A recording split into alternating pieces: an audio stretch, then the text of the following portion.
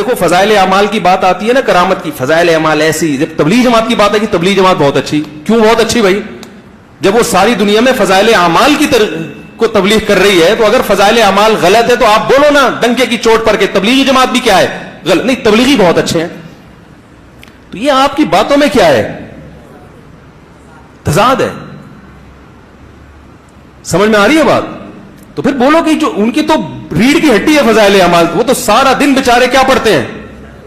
تو ہم یہ کہتے ہیں تبلیغ والوں سے، ہم کیا، ہماری کیا اوقات بڑے علماء کہ جب کام اتنا زیادہ دنیا میں پھیل گیا ہے تو ایسی کتاب ہونی چاہیے جو سب کے لیے قابل تسلیم ہو.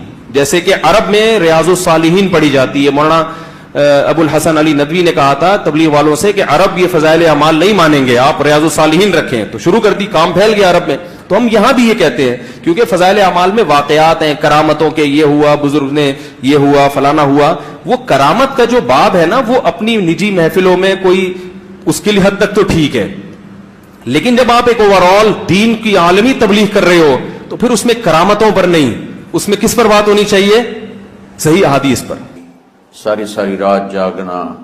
فلاں بزرگ تھے وہ رسے سے اپنے بالوں کو باندھ لیتے تھے کہ نماز پڑھتے پڑھتے جب نیند آئے اور جھٹکا لگے تو رسے سے بندھے ہوئے بالوں سے اس جھٹکے سے تکلیف ہو اور ان کی آنکھ کھل جائے اور پھر نفلوں میں شروع ہو جائے. ایک فلاں بزرگ تھے وہ اپنے آنکھوں میں نمک کا سرما لگاتے تھے تاکہ آنکھیں جل جائیں، اس میں وہ جلن پیدا ہو جائے اور نیند اڑ جائے. یہ ایسے واقعات بھرے پڑے ہیں. فلاں بزرگ تھے انہوں نے 30 سال عشاء کے وضو سے فجر کی نماز ادا کی. یہ اپنی جگہ پہ بزرگی ہے، لیکن یہ بھائیو یہ دین ہم پیش نہیں کر سکتے. فلاں بزرگ تھے وہ 30 سال سے ستو کھا رہے تھے کہ روٹی کھانے اور ستو کھانے میں 70 دفعہ سبحان اللہ کا فرق پڑ جاتا ہے. تو روٹی کھائیں تو 70 دفعہ سبحان اللہ کم کہہ سکتے ہیں، اور ستو کھائیں تو 70 دفعہ سبحان اللہ زیادہ کہہ سکتے ہیں. تو لہٰذا انہوں نے کہا مجھے تو 30 سال ہو گئے، میں تو ستو کھا رہا ہوں، میں تو روٹی نہیں کھا رہا. یہ دین نہیں ہے. یعنی یہ وہ دین نہیں جو ہم انسانیت کو پیش کر سکتے. یہ تو لوگوں کو دوڑانے والی بات ہے. اور ایک آدمی ایک بزرگ سے ملنے گیا تو وہ نوافل پڑھ رہے تھے.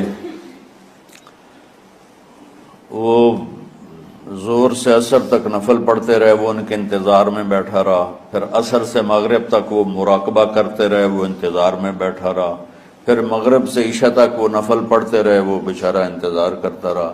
پھر عشاء کے بعد پھر نفل شروع کیے تو تہجد تک نفل پڑھتے گئے اور وہ بیچارہ پیچھے بیٹھا ہوا. تو تہجد کے آخر میں ان کی مصلی پہ بیٹھے بیٹھے ایسے اونگ آ گئی تو یوں جھٹکا لگا تو کہا یا اللہ میں اس آنکھ سے پناہ مانگتا ہوں جو سونے سے اس کا دل ہی نہیں بھرتا.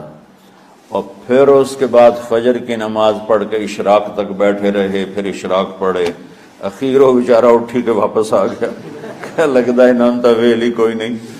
تو وہ اس نے کسی سے پوچھا کہ یہ بزرگ کب سے یہ کر رہے ہیں؟ کہ پچھلے 30 سال سے کر رہے ہیں. یہ راہبانیت کی شکل ہے.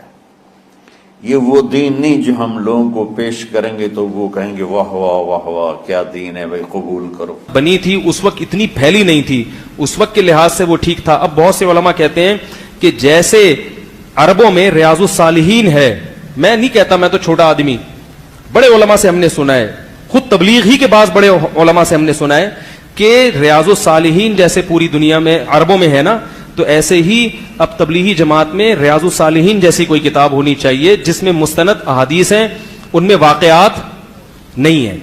تو اب ایک ایسی کتاب ہونی چاہیے جو سب لوگوں کے لیے قابل قبول ہو. اس سے تبلیغ کا کام اور زیادہ پھیل جائے گا. تو یہ ایک رائے ہے، تبلیغ بزرگ اس کو مانے ٹھیک ہے، نہیں مانے تو ان کی مرضی، وہ زیادہ بہتر اس کام کو. اتنی رائے تو دی جا سکتی ہے جو ہم بھی دیتے ہیں کہ بھئی یہ فضائل اعمال کے بجائے کیا ہونی چاہیے؟